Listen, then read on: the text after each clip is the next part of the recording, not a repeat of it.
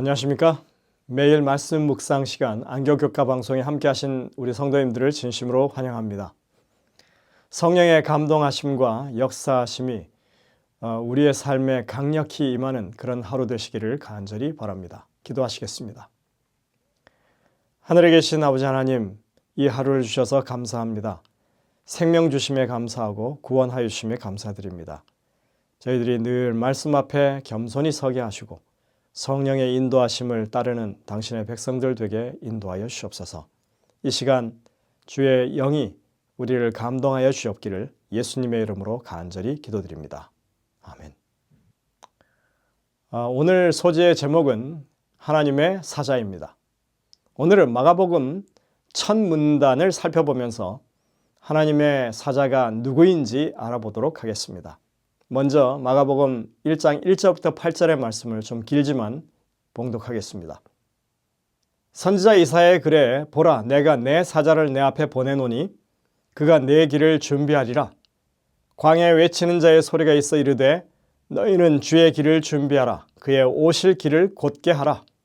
기록된 것 같이 침례 요한이 광야에 이르러 죄 사함을 받게 하는 회개의 침례를 전파하니 온 유대 지방과 예루살렘 사람이 다 나아가 자기 죄를 자복하고 요단강에서 그에게 침례를 받더라. 요한은 낙타털 옷을 입고 허리에 가죽띠를 띠고 메뚜기와 석청을 먹더라. 그가 전파하여 이르되 나보다 능력 많으신 이가 내 뒤에 오시나니 나는 굽혀 그의 신발끈을 풀기도 감당하지 못하겠노라. 나는 너희에게 물로 침례를 베풀거니와 그는 너희에게 성령으로 침례를 베푸시리라. 이 본문에는 세 명의 주인공이 등장합니다. 1절에 예수 그리스도께서 등장하죠. 그리고 2절에 보면 말씀하시는 분이 하나님 아버지십니다. 그리고 마지막으로 3절 이후에 우리가 살펴볼 주요 대상인 하나님의 사자, 기별자인 침례 요한이 나옵니다. 마가복음 1장 2절과 3절에는 이사야의 예언과 관련된 다른 구약의 성경절들이 포함되어 있는 것으로 보입니다. 마가는 출애굽기와 그리고 이사야서 그리고 말라기서에서 세 구절을 인용한 것으로 볼 수 있습니다. 침례 요한을 통해서 주님 오실 길을 예비한다고 하는 것이 하나님께서 일하시는 패턴이라고 하는 것을 말하려는 것입니다. 내가 사자를 내 앞에 보내어 길에서 너를 보호하여 너를 내가 예비한 곳에 이르게 하리니. 출애굽기 23장 20절이죠. 이사야 40장 3절입니다. 외치는 자의 소리여 이르되 너희는 광야에서 여호와의 길을 예비하라. 사막에서 우리 하나님의 대로를 평탄케 하라. 말라기 3장 1절입니다.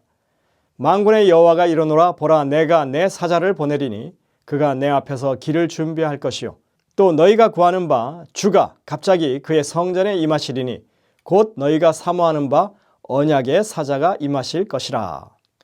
여러분들, 이 세 구절의 공통점은 무엇일까요? 살펴보시면 공통점이라고 하는 것은 하나님이 가셔야 할 길이 있는데 하나님께서 먼저 기별자를 보내셔서 그 길을 평탄하게 하도록 준비시켜 주신다는 것입니다. 그런데 오늘 이 성경절을 우리가 읽고 나서 보니까 예전에 저희가 알고 있던, 그러니까 주의 길을 평탄케 하는 하나님의 사자가 곧 침례 요한이라고 하는 그런 도식이 이게 맞나 하는 그런 생각이 듭니다. 왜냐하면 구약에서 여호와의 사자라고 하는 그 내용은 일반적으로 성육신 이전에 하나님 곧 예수 그리스도를 가리키고 있기 때문에 그렇습니다. 출애굽기 23장 20절은 하나님께서 이스라엘을 가나안으로 인도하기 위해서 그들 앞서 보내신 천사에 대해서 말하고 있습니다. 광야 40년을 먼저 길을 여셨던 분은 여호와 하나님이셨습니다. 아브라함 앞에 나타나셨던 여호와의 사자, 불타는 가시덤불 사이에 임하셨던 여호와의 사자, 여호수아 앞에 나타나셨던 여호와의 군대 장관, 기도원 앞에 현현했던 여호와의 사자, 이 모두는 성육신 이전의 예수 그리스도를 말합니다. 오직 하나님이셨던 그분만이 광야에서 구원의 여정에 가로막힌 그런 장애물들을 평탄케 만드실 수 있는 분이셨습니다. 그리고 이사야 40장 3절은 하나님께서 광야에 나타나셔서 여호와의 길을 준비하신다고 말하고 있습니다.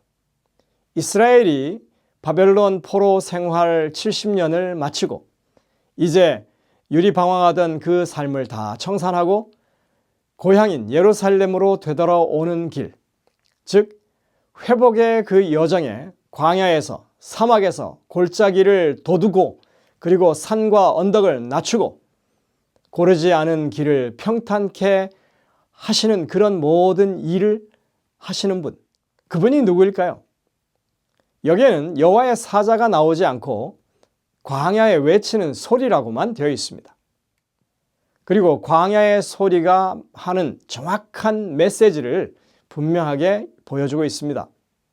아름다운 소식을 시온에 전하는 자여, 너는 높은 산에 오르라. 아름다운 소식을 예루살렘에 전하는 자여, 너는 힘써 소리를 높이라. 두려워하지 말고 소리를 높여 유다의 성읍들에게 이르기를 너희의 하나님을 보라 하라. 이사야 40장 9절이죠. 여러분들, 이 말씀은 침례 요한이 예수님을 향해서 보라, 세상 죄를 지고 하는 하나님의 어린 양이로다 하는 그런 외침과 같습니다. 이 구절은 분명히 예수님의 길을 예비하는 침례 요한의 사역과 아주 직결되는 그런 말씀이라고 할 수 있습니다. 그런 의미에서 문맥을 잘 살펴보면 골짜기가 도두어지고 산과 언덕이 낮아지고 그리고 고르지 않은 길이 평지가 되는 일은 오시는 메시아를 맞이하도록 사람들의 마음에 그 장벽과 장애물이 제거되는 그런 일을 의미한다고 할 수 있겠습니다. 이것은 기별자들의 외침으로 사람들의 마음 속에 일어날 수 있는 하나님의 역사를 말하는 그런 말씀인 것입니다. 이 일의 주도권은 하나님께 있고 기별자들은 그저 조력자로 부름을 받아 일하는 것을 알 수 있습니다. 그리고 다음 성경절인 말라기 3장을 자세히 여러분들 한번 보시길 바랍니다. 여기에 주님 앞에서 그의 길을 준비하는 사자가 있습니다. 그리고 자신의 성전에 갑자기 임하시는 주님이 또 있습니다. 성전에 임하실 주님은 너희가 사모하는 바 언약의 사자라고 분명하게 밝히고 있습니다. 그래서 우리가 인용되는 이 세 구절의 말씀들을 분명히 이해할 필요가 있습니다. 일단 주님이 개척해 가시는 길이 있다고 하는 것입니다. 그것은 당신의 백성들을 구원하시는 구원의 길이죠. 이 구원의 여정에서 그 길을 평탄케 하는 여호와의 사자는 분명히 하나님 자신이십니다. 하나님께서는 그 길을 평탄케 하는 일을 위해서 때로 기별자들을 보내신다는 것입니다. 그 기별자들의 목소리에 귀를 막거나 외면하지 말고 그 말씀에 순종해야 한다는 것이 이 말씀들의 요지입니다. 시편 95편 7절, 8절과 11절에 이렇게 말씀합니다. 너희가 오늘날 그의 음성을 듣거든 너희는 무리바에서와 같이 또 광야의 마사에서 지냈던 날과 같이 너희 마음을 완악하게 하지 말지어다. 그러므로 내가 노하여 맹세하기를 그들은 내 안식에 들어오지 못하리라 하였도다. 이것은 인간 사자의 목소리가 아닙니다. 이것은 구원자 되시는 하나님의 음성입니다. 이 음성에 귀를 기울이지 않는 것은 큰 손해가 따른 것이 분명합니다. 반면에 여호와의 사자의 음성에 귀를 기울이면 많은 유익과 그리고 축복이 따를 것이라고 성경은 말합니다. 이러한 정황을 출애굽기 23장에서는 아주 분명하게 기록하고 있습니다. 너희는 삼가 그의 목소리를 청정하고 그를 노엽게 하지 말라. 그가 너희의 허물을 용서하지 아니하실 것은 내 이름이 그에게 있음이라. 내가 그의 목소리를 잘 청정하고 내 모든 말대로 행하면 내가 내 원수에게 원수가 되고 내 대적에게 대적이 되리라. 여호와의 사자의 말씀에 불순종하면 파멸이 따르고 순종하면 구원이 있다고 하는 그것을 분명히 하고 있는 것입니다. 이런 의미를 담아서 마가는 마가복음을 시작하면서 여호와의 사자의 외침을 전달하는 그런 상황을 우리가 생각해 볼 수 있습니다. 마가복음에서 예수님은 과거에 이스라엘 백성들을 광야로 이끌고 그 구원의 여정을 이끄셨던 것처럼 지금 이 마가복음에서도 어디론가 그 길을 이끌고 계십니다. 하지만 그 길은 우리를 위해 자신을 속죄제물로 내어주시는 대속적 죽음으로 이어지는 길입니다. 마가복음은 아주 진행이 빠르다고 했죠. 이 마가복음을 통해서 빠르게 진행되는 이 이야기는 주님께서 십자가를 향해서 가는 이 여정에서 그 길을 재촉하시는 것처럼 보이고 있습니다.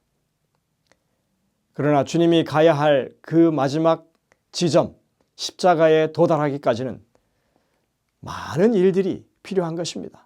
그 길을 평탄케 하는 일이 필요한 것입니다. 바야흐로 그 여정이 이제 시작됐고 이제 마가는 그 모든 것에 대해서 우리에게 알려줄 요령입니다. 마가복음 1장 2절 3절에는 하나님께서 침례 요한이라고 하는 기별자를 세우셔서 회개하고 죄에서 돌이켜 하나님께로 돌아오라고 촉구하고 있습니다. 너희 마음속에 있는 골짜기를 돋으라는 것입니다. 너희 마음속에 있는 산과 언덕을 낮게 하라는 것입니다. 고르지 못한 마음을 평탄하게 만들라고 호소하고 계시는 것입니다. 침례 요한은 그 복장이 엘리야 선지자와 비슷했다고 했죠.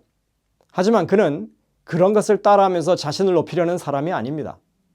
마가복음 1장 7절 8절에 보시면 요한은 자기 뒤에 오시는 자기보다 훨씬 더 권능을 가지신 분에 대해서 이야기합니다.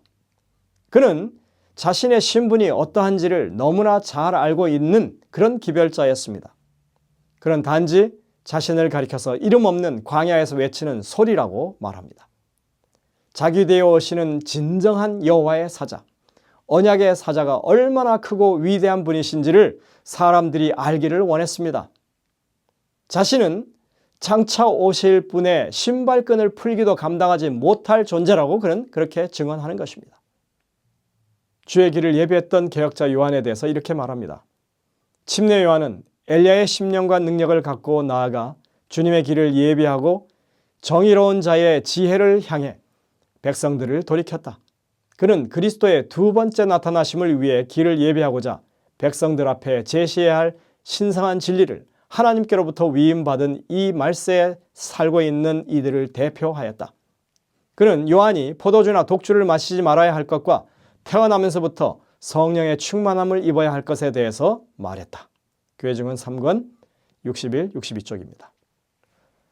성도 여러분들, 오늘날 우리는 어떤 신분으로 세상의 기별자로 서 있습니까?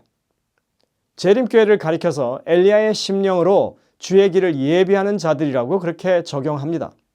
과연 우리는 어떤 마음의 자세로 복음 증거에 임하고 있는지 오늘 우리 자신을 잘 돌아보는 하루가 되시기를 간절히 바랍니다. 기도하시겠습니다. 하늘에 계신 아버지 하나님, 참으로 하나님의 말씀은 너무나 명확해서 우리로 하여금 그것을 분명히 깨우치고 이해할 수 있게 해주십니다. 주의 영의 역사하심이 함께 하셔서 우리로 하여금 우리의 본분을 잘 찾게 하시고 진정으로 구원을 베푸시는 하나님의 그 놀라운 사역에 우리가 외쳐야 할 기별을 겸손히 외칠 수 있는 저희 모두가 될 수 있도록 인도하여 주옵기를 예수님의 이름으로 간절히 기도드립니다.